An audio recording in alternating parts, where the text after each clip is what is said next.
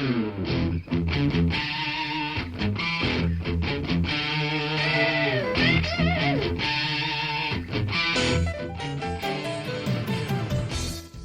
to Thriving Entrepreneur with your host, Steve Kidd, third-generation minister and 30-year business coach. Listen in as amazing, world-changing authors, speakers, and coaches share their struggles and victories. And hear from best-selling authors insight into how you too can live your life as a thriving entrepreneur. This is Steve. Welcome to Thriving Entrepreneur. Thanks so much for you being you and for you being here with us today. We want today to be a day of transformation for you. You see, the exciting thing about it is that when we hear the word transformation, we think of massive things. We think of a change that's going to be so huge that from the moment it happens, you will be completely transformed, like a caterpillar going from a butterfly. And I do think there are times like that, that happens in our lives. But more often than not, transformation is very small increments. It's little tiny needlepoint shift upon little tiny needlepoint shift until when you look back, you see how massive that transformation is.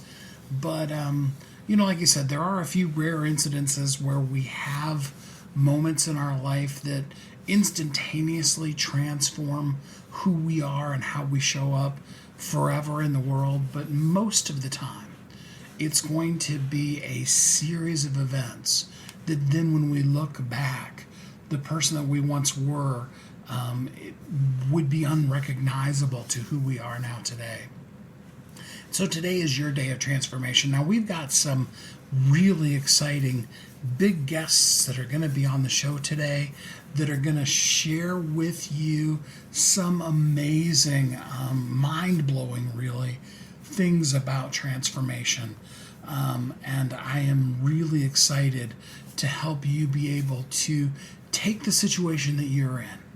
And that's the important part. I really want you to hear that is all of us are in the process of transforming from something to something. Sometimes that's good, sometimes that's bad. But most of you, I'm sure, that are listening, you have a goal. You have something that you're becoming that is positive and powerful. And what you need to understand, what we want to show you today, what we want to talk to you about today is the whole concept of what it's going to take to transform, to visualize that within yourself first, and then to begin to take actions that really truly do transform you from where you were to where you're going, from where you are now in that process to the wonderful, amazing person that you are becoming. And that's a big piece of it. So it all starts with our mind. I'm gonna kick it off and talk a little bit here at the at the front of all of this about the concept of transformation. There are people much better than me that are going to be talking about that later on here. And yes, I am intentionally keeping them as a little bit of a secret for you until just a little bit deeper into the show.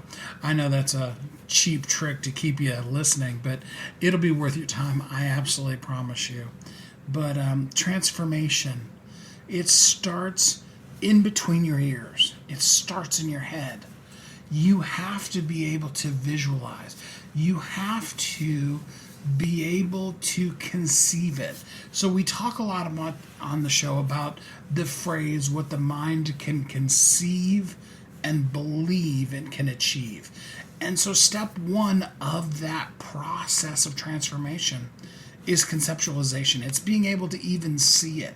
Sometimes you're going to find that the vision that an amazing person that you hear from stage casts for you isn't really something that you can actually on a day-to-day basis really see.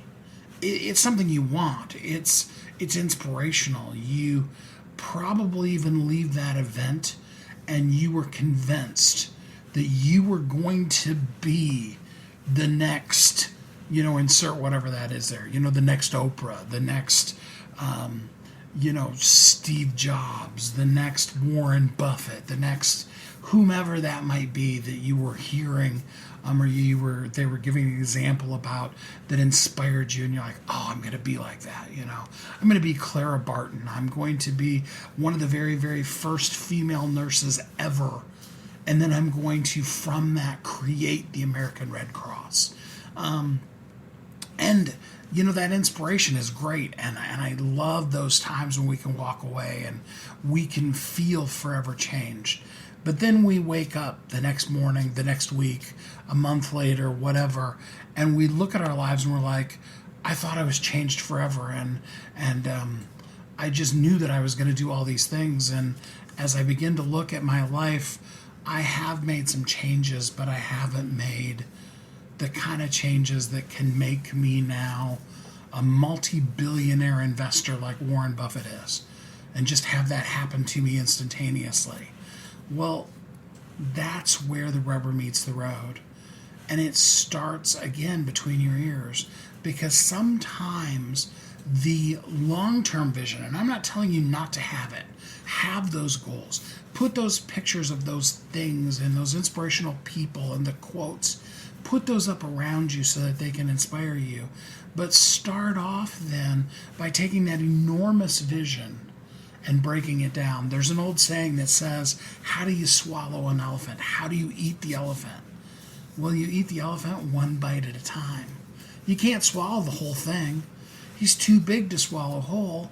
But if you just simply take one bite at this big thing that you're meant to do and set it into small increments for yourself, those then become real. They become things that you can actually take action on and believe it. So again, we're talking about conceiving that transformation, not even the process, the actions of it. I've got people that are amazing that are going to be on here today. I know I'm teasing you again, aren't I? That are going to give you some really powerful action steps.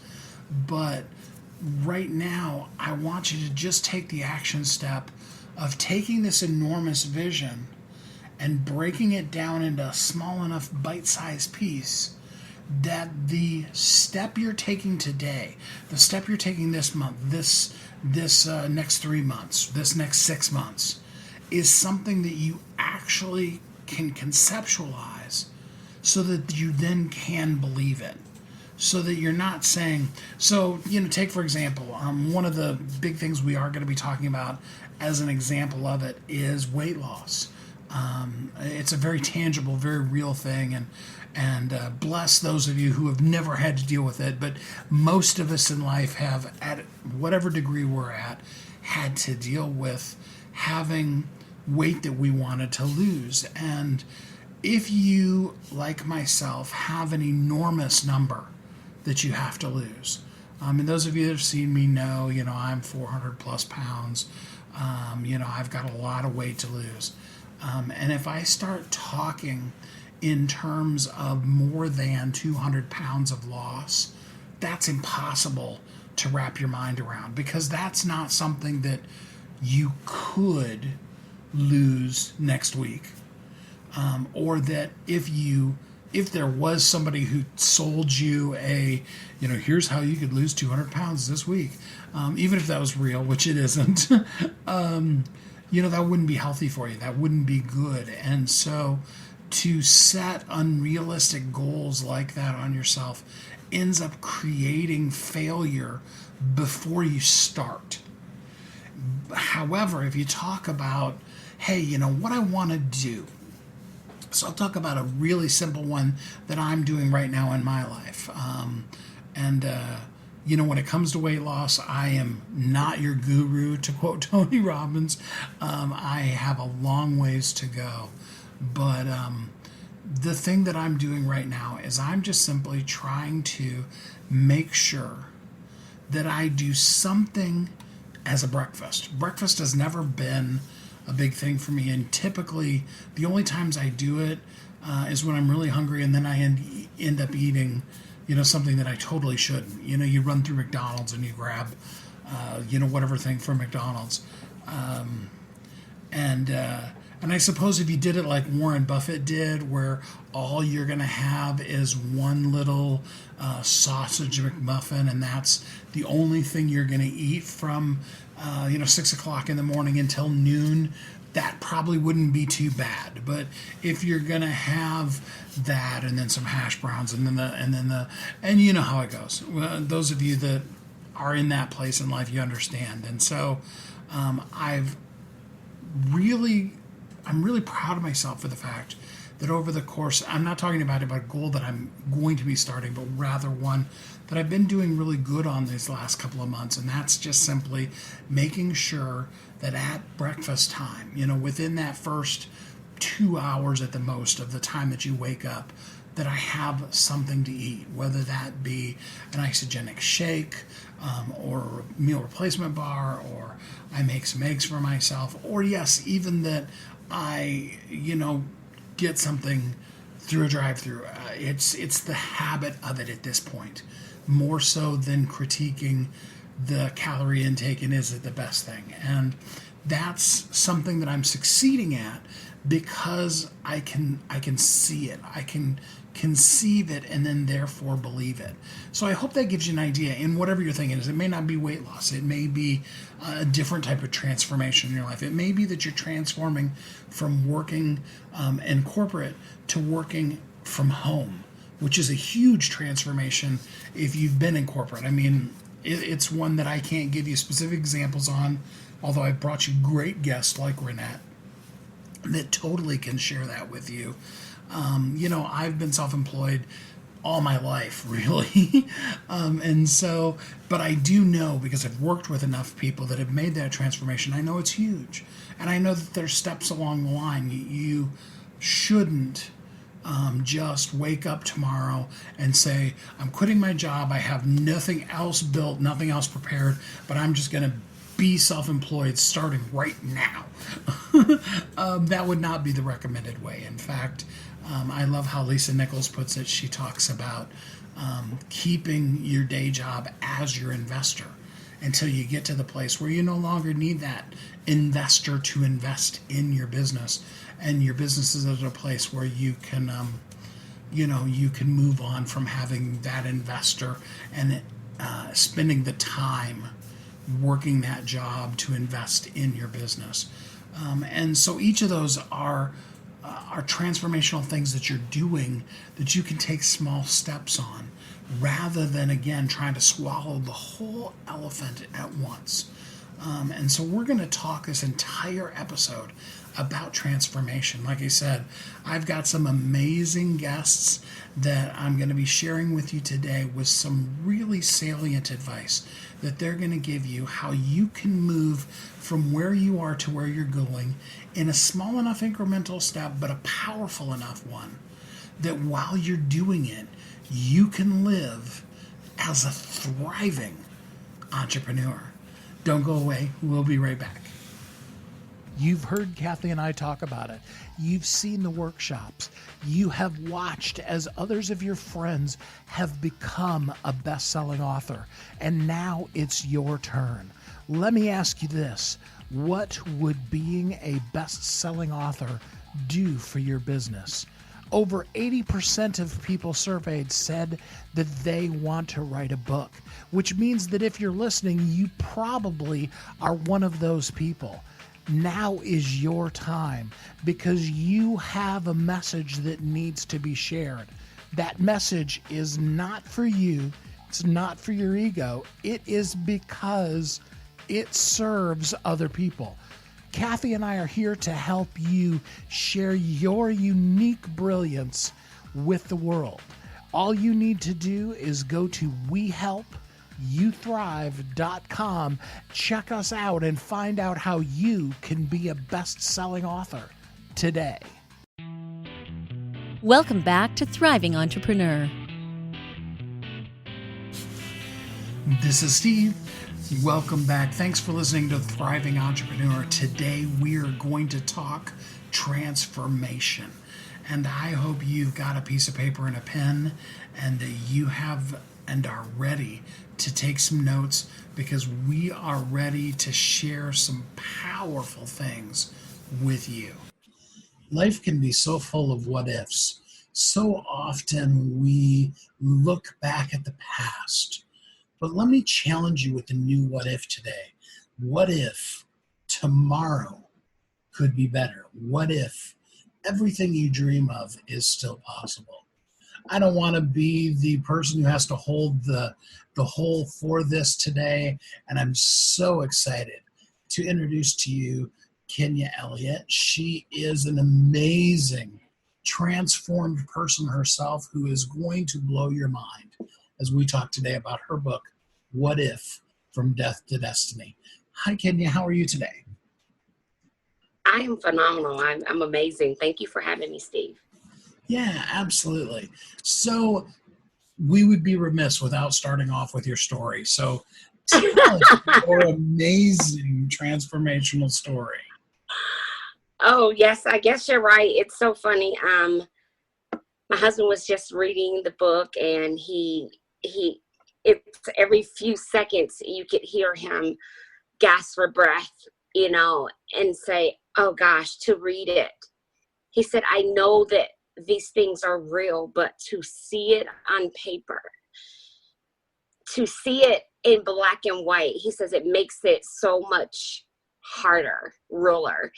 And so 4 years ago, I shared my book. 4 years ago, I talk about a life that I lived to me, for 36 years. I lived in a life that was not really edified by hope and prosperity and passion and love and faith and honesty. I was surrounded by a lot of bad things. And so as a result, I gained a lot of weight, a lot. I got sick one time, gained weight. And I guess I'm kind of struggling of where even to go, because I'm kind of all over the place. Even in my story right now, and that's mostly because there's so many facets to my story, Steve, that make it real but surreal, that sometimes I don't know where to go with it. And so the part of my story that's speaking to my heart today that I want to share with your listeners and stuff is a part of my story when I was at death's door. I talk a lot about how I got to death's door, and I share what it felt like on my way to death's door. But I want to talk about while at death's door, sitting, laying flat on my back, 592 pounds, gasping for death, like I breathed for life at one point, like I used to, but more gasping for death because I was miserable.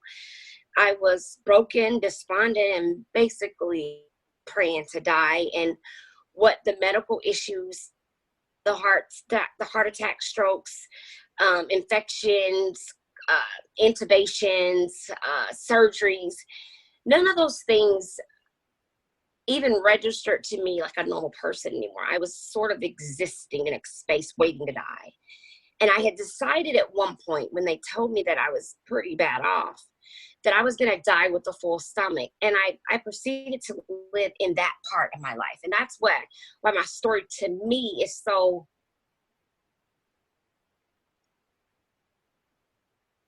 hard. Because I was eating myself into the grave because I felt hopeless. It wasn't because I didn't have other options. It's because that's the option I wanted, because that's what brought me the pleasure that I was seeking to get past the pain.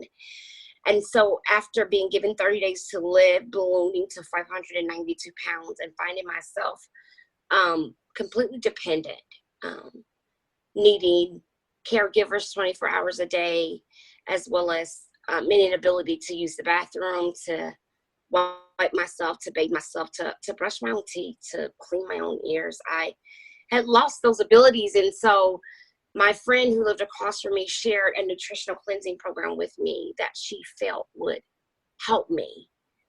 And I know everyone thinks that it's all about the nutrition, and a great part of it is about the nutrition, but the other part is about our mind. And after releasing 450 pounds, one conclusion that I came to is my mind made a switch, because I decided, what if I looked at my history different? and didn't bring it into my present? What if I did it a little bit different? What would the results of my life look like? And so today I sit in front of you. I talk to you guys, tell you listeners today, Steve, saying, I took a what if and made it a miracle. I am 450 pounds lighter. I can walk, I can talk, I can care for myself. I'm independent. I'm teaching I'm teaching swim class and inspiring nations upon nations to get healthy and live a stronger, better, freer, heartfelt life. And I'm just excited about where I'm going next. What if? It's so powerful, and usually we turn it around and use it the negative way, if only life had been blah blah blah blah blah. Right. How did you come to the point where you were willing to see something different? What changed?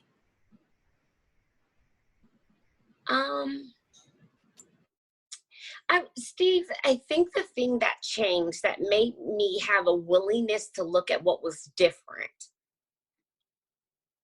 is I opened my eyes. And what I mean by that, can I share a quick story with you? Absolutely. My ex-husband, who is my friend to this day, the power of radical forgiveness, that one there for you. But my ex-husband, who's my friend now, I was living in my car. I had nowhere to go. I was living in my car, and my car was parked in front of my husband's apartment at the time. So it's very important you understand the terminology here. I was still married to this gentleman, and all my things were in that car because I couldn't stay in his apartment. He didn't want me to necessarily move in. I could stay at his apartment when it was convenient for him, but I couldn't live there. And for whatever reason, I allowed that. But when someone broke into my car and stole everything I had, it was all I had left, Steve. It was everything. Steve, do you understand what I'm telling you? Like, imagine you and Kathy taking everything you own, all of your assets, all of your retirement, everything, and putting it inside of your house. And then someone coming over and burning down your whole house and you lose everything. So that's what it felt like when I returned to my car to find it empty, because everything I owned was in that car. And my ex looked at me and said, "Oh, poor Kenya." Mm-hmm. That sent me to a space that was, it's like somebody cut on the light to the room that I had been living in the dark, that I did not deserve to be spoke to in a manner that I was a weakened individual, nor like not a human being. And I realized that two things happened in that situation. One thing was, if my husband at the time was with another woman, there was no reason why I should have been with him. So why was I allowing myself to be a part of that situation, right? The second part, Steve, was that I realized that I was a lot smarter than allowing myself to be in a situation that I had gotten myself into because I thought I was not worth anything more. I thought that all I could get was what I had right in front of me, and I could never have better. And when he said, "Oh, poor Kenya," a light cut on, and something in my body said, "Oh, I'm going to show you, poor Kenya." And I never looked back. I filed for divorce. I got really focused in on my eugenics journey. I got focused on my mental health. I started using my 2 journals. I started doing 3-2-1. I really honed in on how to make myself emotionally successful. And I made a choice. And it was don't look back, no matter what. That's very powerful. And I really appreciate that. The question always comes up, and I'm sure you hear this all the time when you're coaching people. Yes, but. Know what I mean? Yep. So you share that powerful story and all that you've been through, and then the response you get back from the person is, "Yes, but you don't understand what I've been through." Talk to us a little bit about that. What do you say to people when they say, "Yeah, but you don't understand what I'm going through"? I actually think that that's I think that's an excuse. as an excuse to accept the fact that our situation in all reality may or may not be any worse or better than the person next to us, but they've decided to get up and fight and you haven't yet. I think we make that statement because it allows us to stay there longer, and it allows us to believe the story we tell ourselves that we are a victim of our circumstances. So when we say, but you don't know my situation, no, I don't know exactly how you feel because I'm not in your head. But if you have any form or level of pain, hurt, anguish, guilt, self-doubt, lack of worthiness, a lack of abundance, frustration, if you have any of those emotions, then, oh yeah, I can relate because I've been there. And then on the other hand, Steve, unless you've knocked on death's door 9 times like myself, there's not very many people that can be in my shoes and relate to me. So for that, I tell people, yeah, but my story is different and so is yours. But that's why it's my skin, my story. But if you don't start somewhere, it'll never be your skin, your story. Very powerful, the step of starting. So you talked about the death end of things, but let's talk about the destiny. Where in the process from, all the stuff that was going on, where in the process did you begin to see that you had a destiny? I noticed when I returned, there's a part of my journey, and I mentioned it in my book, I returned to Kentucky for a little bit. When they sent me to die, I actually, started the system to get more energy to get to Kentucky to die so that I can be buried with my daughter. And I noticed when I returned, of course, I didn't pass away. Hello, I'm here. But I noticed upon my return to Arizona that the same people who had saw me at my worst hour still loved me equally at one of my best hours. And they believed in me. I didn't have any cars or fancy clothes or purses to give anyone to buy their friendship or to claim me as their sister. All I had was me. And for several friends, they still believed in me. They still accepted me. They still loved me. And it showed me that I had an ability to bounce back, that I had an ability to show others that you can get back up. And one day, standing in the mirror, I realized I had lost the weight, but I wasn't inspired. So I started focusing on my self-development. And I saw my vision that I would inspire nations and nations of people to get healthy emotionally and physically. But more than anything, I would have a major impact in ending generational obesity, because I don't think my story had to be a story. I think it could have been a different middle, ending, beginning. And it starts with knowledge and love and education within oneself. So I'm excited about my destiny. And it's only a tip of a hat. Not even a tip of a drop, but a tip of a hat. So what is needed in order to be able to break the cycle of intergenerational obesity? I think that we first and foremost have to admit honestly that there's an issue.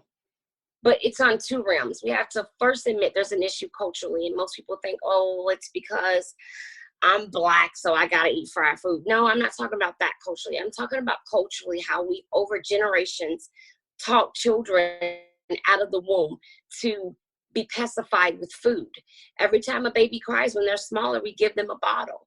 We start at that point in which we are edifying a behavior that we don't recognize, because when you're a busy, stressed out mom with a new baby, it's easier to give a baby a bottle, thus giving them the idea that every time the baby's upset, the baby should eat. I believe it starts that soon, Steve. I believe that it's education that is missing. And then on the other hand, there's a lack of nutrition that is in our everyday foods that we're purchasing from the market. It's known, it's out there, it's not a secret. However, there's still a disbelief that you can get everything you need in a basic meal. And we know factually that isn't true. Even the people that produce those meals say that it's difficult to do. So I believe that with knowledge and a proper nutritional system, such as the nutritional cleansing program, I have been successful in losing 450 pounds on and completely turning my life around. Isogenics, I think that we are at a point in time where knowledge is powerful, and you need to know what you're eating, what you're putting in your body, what toxins you're being exposed to, and how to rid yourself of those. And when you put those two things together, the mind and the body, and education, I believe that will get us on a true track to ridding and eradicating generational obesity. I love that. So let's give people just one little thing they can do. They got to get your book. That's number one. But buy my book. Somebody who's just listening here and wants to take a first step. What's a first step that somebody right now, after they've heard this program, can begin to take a step to embrace their destiny and to move into a what-if lifestyle that is empowering to them and helps them break that cycle of obesity in their life? I would say get into action now.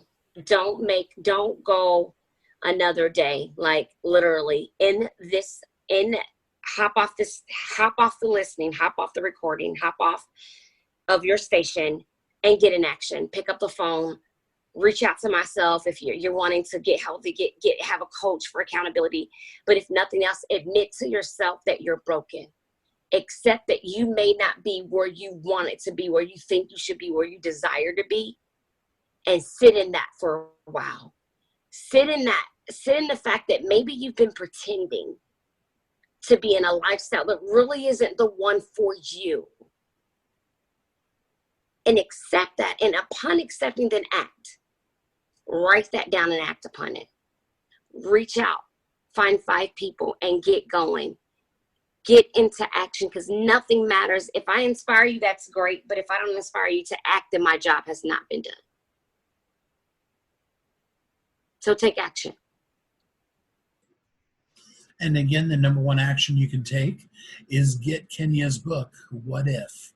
From Death to Destiny. That's by Kenya Elliott, best-selling author. Get it on Amazon today. Kenya, thank you so much for spending some time with us here on the show today. Thank you. Thank you so much for having me. Get the book, guys. You won't regret it, I promise.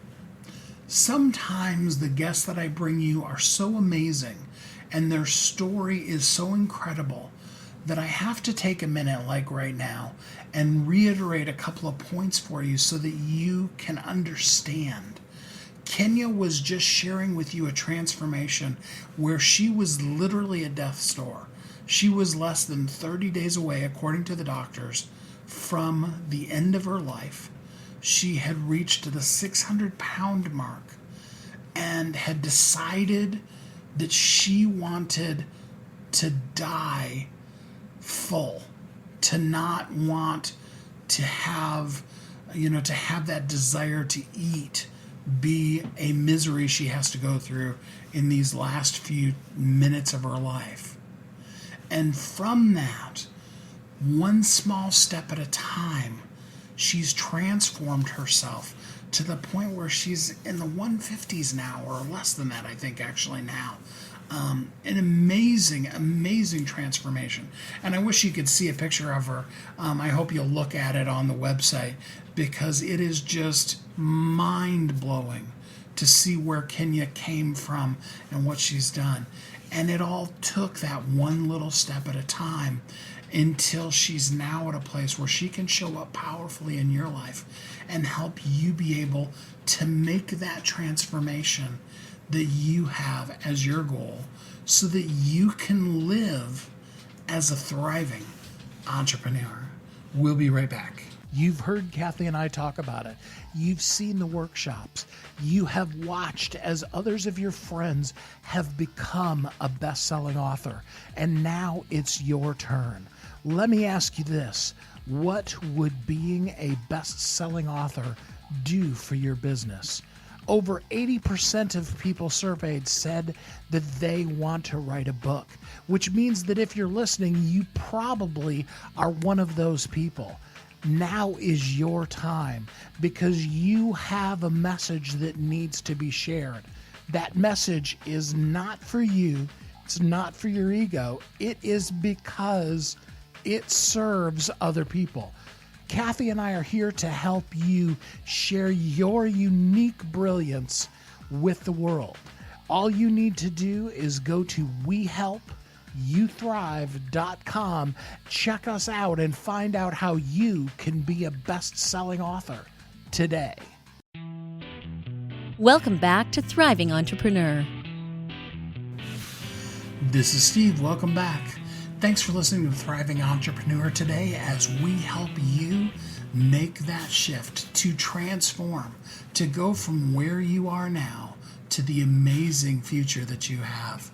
I remember a transformation that happened in my life. It was a mental game that happened. I had some really exciting things happening with the radio show, with Thriving Entrepreneur, and I had some amazing guests. And then one day, I realized that the guest that I was getting ready to interview was Lisa Nichols. That Lisa had been on the Oprah show twice, on Larry King, and the list goes on. You know, now she does guest spots on Dr. Phil's show. And I was like, wow, look at the group of people and the amazing shows that this wonderful lady's been on, and I get to be in that group. And that was a light bulb shift moment for me to be able to see where the show is at. And so this is just an excerpt from the whole entire show that I had with Lisa, where she specifically is going to outline for you steps on how to transform. I hope you have that paper and pen and are ready to take notes, because now is your time to learn how to transform yourself. Let's talk about this word transformation.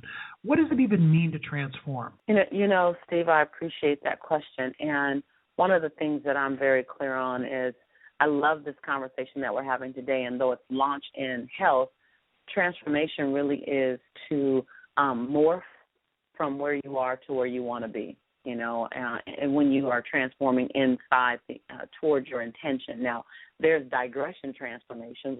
We've seen people's lives transform into something that we didn't recognize for the worse. But a transformation for your intention is to let go of an old. To let go of an old, that doesn't mean that the old was bad. It just means that it's outdated. You're ready for your now version now. Yesterday, I was at my grandmother's house, and I just walked in, and after I grew up in the house, she's had the house since, the early 60s. And I just said, I bet she's ready for a transformation. And I was ready, a home transformation. I was ready to fight because I thought she wanted to hold on to every little nook and cranny of ornament that she had. And I introduced the idea to her. I said, Grandma, what would you be willing to let go so we can transform your house? And she looked at me and she said, well, baby, everything. And then for the next hour, she said, except that, except that, except that, except that. And really she was ready for an environment transformation. So it's the willingness to identify a transformation as needed, meaning I want to move to another place. So that's the first thing, a mental shift. You have to acknowledge that you need it or want it or both. So that's first. The second thing is to identify what it looks like. If you don't have a clear picture of what your transformation, what the other side, what across the finish line looks like, if you don't have a clear picture, then you're running and working for something ambiguous, and you will run out of gas every single time, Steve. So the first thing is to identify it. What is it? What's the it that you want? The second thing is to get very clear on what it looks like. So when people say, I want a better life, that's too ambiguous. I want more finances. That's too ambiguous. I want love. That's too ambiguous. I want health. That's too ambiguous. You need to get detailed. You need to get down to the, my saying, I want to be 45 pounds lighter. I want to release 45 pounds in 5 months. I was very clear. I didn't know the day of the month, but I knew the month. I knew it was the month of May, and 45 pounds was the number. So you need to get crystal clear because it's very difficult for you to hit a moving target. And then the third thing that you need to do is you need to understand the how. most people set a New Year's resolution on, New Year's Day, December 31st, January 1st, and literally by March 31st, they barely can remember it, or they're trying to forget it because they didn't set a clear how to get there, and now they're not in movement on a consistent basis. Therefore, they're frustrated, they're disappointed, a little bit embarrassed, and they don't want to talk about. So normally by June, we're not even talking about the goals anymore at all. Normally it's March 31st, they kind of peter out, but by June, they're obsolete. And so that's because we didn't determine the how-to. We didn't look at what are the action steps and what are the milestones that show us we're heading in the right direction, that your GPS that you set up leading to the goal that you set up is taking you in the right direction. And then the fourth thing is we need to have a group of people holding us accountable, which is what makes NN90 so delicious and so beautiful and so unique, is that there's a group of people. We need to have a group of people, whether it be 2 or whether it be 10 or whether it be, in our case, a few hundred, that's saying, hey, I align with you. I align with you with that transformation. I'm going to cheer you on. And NN90 doesn't necessarily do this, but you want an inner circle that's going to go a step further and hold you accountable when you slip up and say, hey, Steve, you said you wanted to release another 70. How can I support you? Because the tongue in your mouth and the tongue in your shoe are not going in the same direction if you decide you want to go out and grab another whole pizza by yourself. Like, someone needs to love you enough to say, hey, are you still for this goal? Because your actions are not in alignment with what you're saying. And that's why we have Coach Anthony in our life. That's why he's valuable. That's why he said that I was resistant. I was resistant because he was in my life and responsible for holding me accountable to my goal. And it was his job to get in my heart, in my space, and in my face when necessary. And then the fifth thing on this journey, I hope you guys are writing this down because I'm just rattling off the top of my head, so there are no notes. The fifth thing that you need to do is celebrate yourself. Like, celebrate yourself in a way that's in alignment with your goal. So if your goal is to release weight, don't celebrate with a cupcake. Don't celebrate with a party. Celebrate with something else. So I would celebrate. I would celebrate with, having friends over and, having skinny teenies.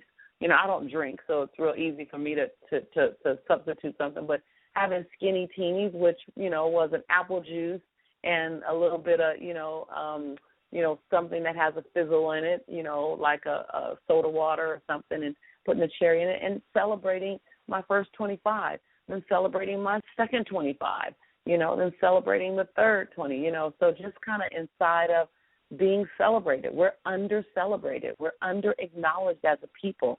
And so when we're like 3-year-olds, Steve. We're like 3-year-olds. What gets celebrated gets repeated. What gets celebrated gets repeated, which is another reason why NN90 is so beautiful. I would post my workouts in the morning, and I couldn't wait. I'd wait all day, and I couldn't wait at night. I'd sit in bed, and I'd go back, and I'd look at all the comments because they inspired me, and I made sure I was on like a little ritual.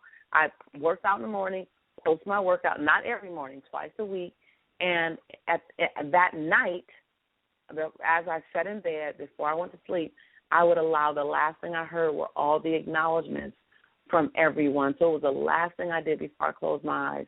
I read all the acknowledgments from everyone that day, whether it was 14 or whether it was 140. I read the acknowledgments so that I went to bed with all of that acknowledgement in my spirit and my soul and my heart, and that served as my fuel for the next morning.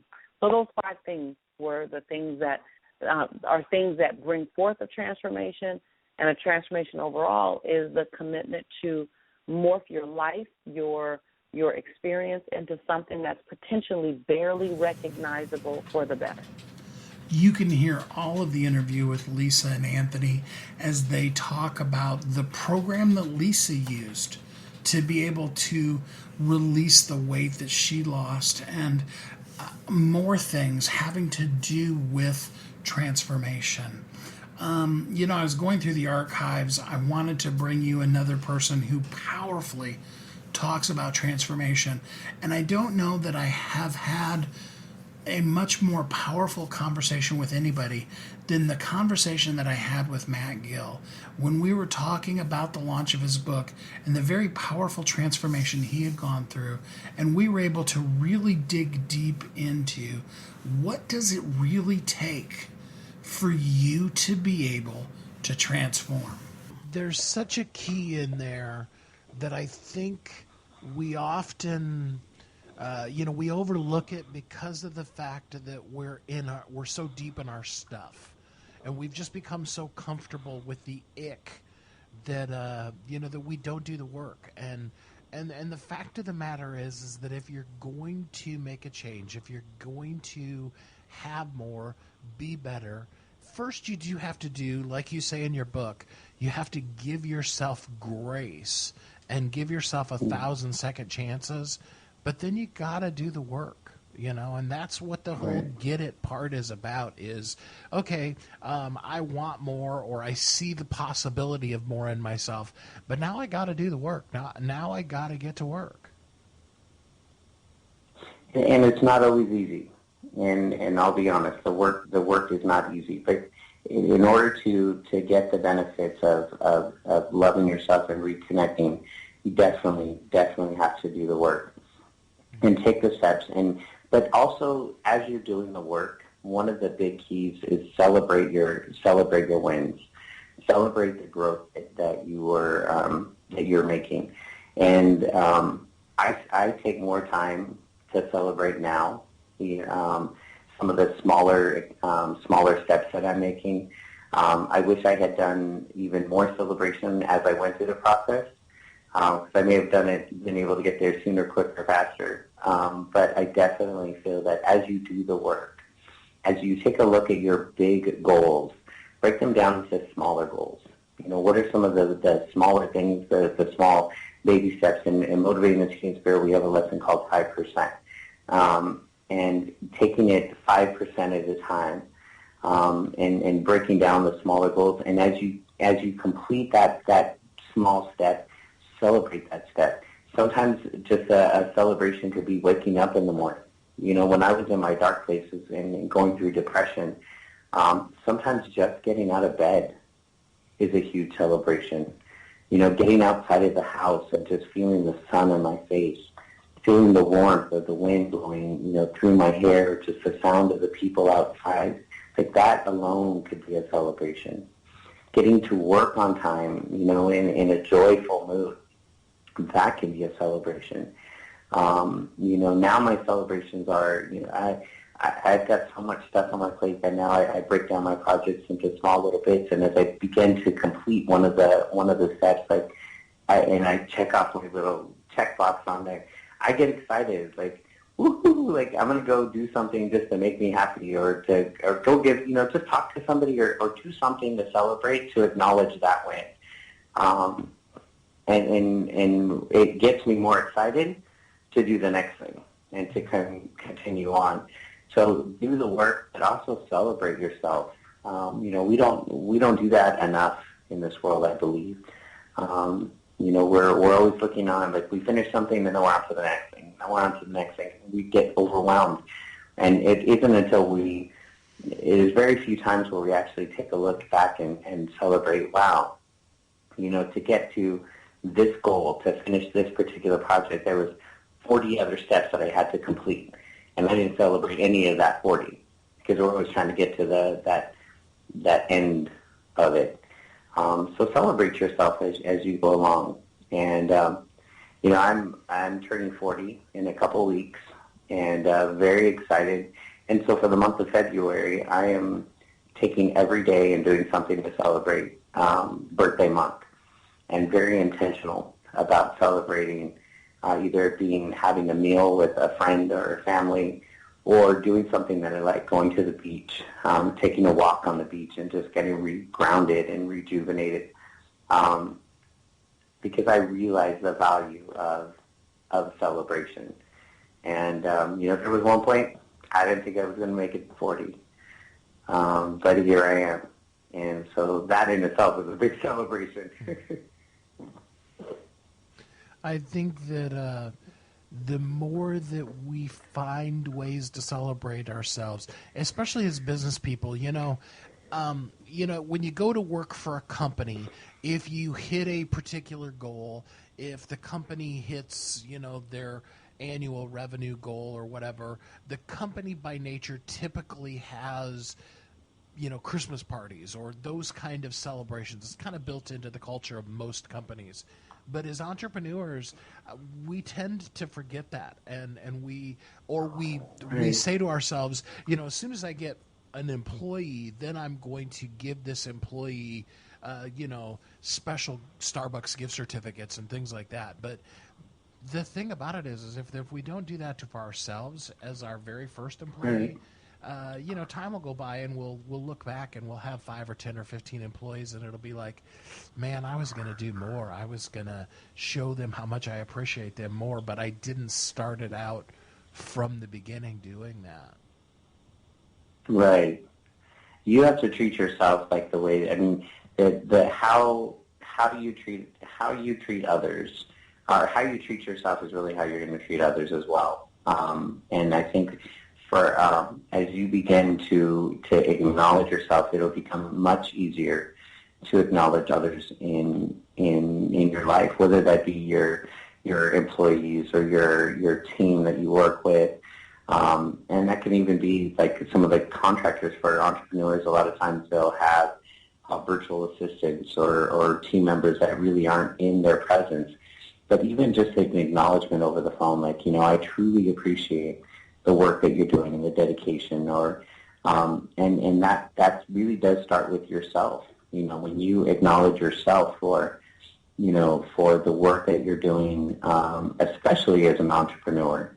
We don't really have those people that can celebrate us or can acknowledge us, and so acknowledge yourself. And sometimes society thinks that that's arrogant or trained, not to be proud of ourselves.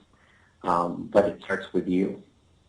And if you can acknowledge yourself first, I think it makes it a lot easier to acknowledge other people as well. Matt, of course, has an amazing best-selling book, Got It, Get It, Give It. You should pick that up on Amazon if you haven't yet. And, of course, you can listen to the whole entire show with Matt as well. There is so much we covered, both him sharing his life story as well as really talking about the things that he does on a daily basis to help people make those shifts, to transform.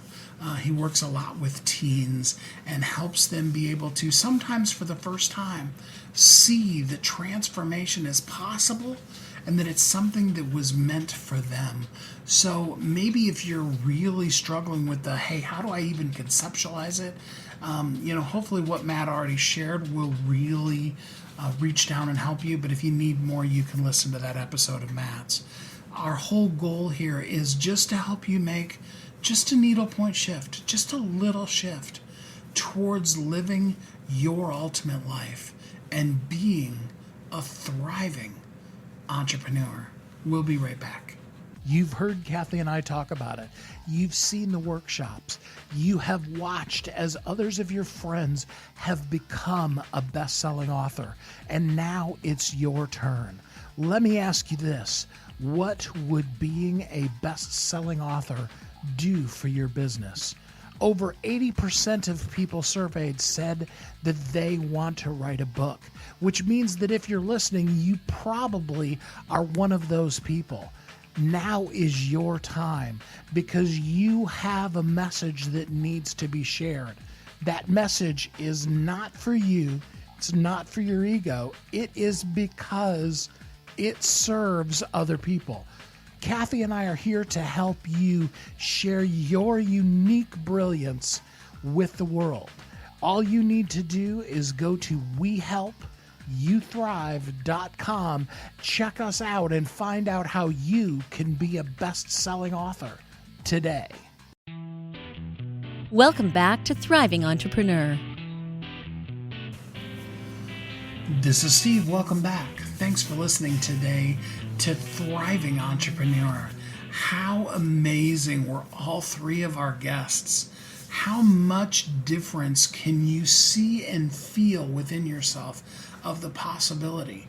And now I want you to really take the time, do it today, to really outline the big goal. Keep that goal, have that in your mind, but then the small incremental steps that you can take, the things that you can see, you can truly conceive, and that you can then fully and 100% believe that they can happen. Here's the thing. We listen to people who have gone through amazing transformations, and it inspires us. But it also has a tendency for all of us to blow our minds so much that we can go the other direction with it. And we can be like, yeah, but I'm not at Lisa Nichols' level. I'm not at Matt Gil's level. Heck, I'm not even at Kenya's level yet. I have such huge things that I want to do, but I'm so far behind that, and then we end up giving up. Have you ever had that message with yourself? Have that conversation in your own brain? Well, here's the thing. You are also somebody's Lisa Nichols. You are somebody's Kenya. The things that you've already come through and you've succeeded at is the exact thing that somebody needs help with. And so it is I'm going to even use this word, it's our responsibility to share with others what we've learned so far. It's good for us because putting it down helps really solidify it in our own minds. But more importantly, what you've been through, the message that you have to share, the life, both the struggles and the victories, they're not for you. They're meant to be there to help somebody else. And so in order to do that, you need to get that message down. And as long as you're going to write a book, why not make it a bestseller? So here's the thing. We have Bestsellers Guild. You can go to bestsellersguild.com. You've heard the commercials this whole entire show where I've been talking about it. But I need you to understand clearly. It's more than just Kathy and I advertising. It's something that we're passionate about. Because both Kathy and I know to the core of ourselves that you are uniquely brilliant. You were created very much on purpose, for a purpose. And that the world needs, not just wants, but needs you. Here we have the opportunity to be able to share ourselves, to share our message with the world. If you just join us at Bestsellers Guild, you can go on Facebook and look up Bestsellers Guild, or you can go to bestsellersguild.com. There is just a ton of information that we give away in that group. Kathy is a massively major, mind-blowing, awesome coach, and she gives a lot of free tidbits in that group, as well as we can help you begin the journey and get to the place where you write that book, where you become a best-selling author, and where the things that you've been through have a purpose because they serve someone else. And that's the best transformation we can have. I hope that this has really inspired you today, that it'll help you live more and more as a thriving entrepreneur. And until next time, have a great week. Thanks for listening to Thriving Entrepreneur today. If you want to get your question answered, send an email to questions@wehelpyouthrive.com. We look forward to you joining us again next time. You've heard Kathy and I talk about it. You've seen the workshops. You have watched as others of your friends have become a best-selling author. And now it's your turn. Let me ask you this. What would being a best-selling author do for your business? Over 80% of people surveyed said that they want to write a book, which means that if you're listening, you probably are one of those people. Now is your time because you have a message that needs to be shared. That message is not for you. It's not for your ego. It is because it serves other people. Kathy and I are here to help you share your unique brilliance with the world. All you need to do is go to WeHelpYouThrive.com, check us out, and find out how you can be a best-selling author today.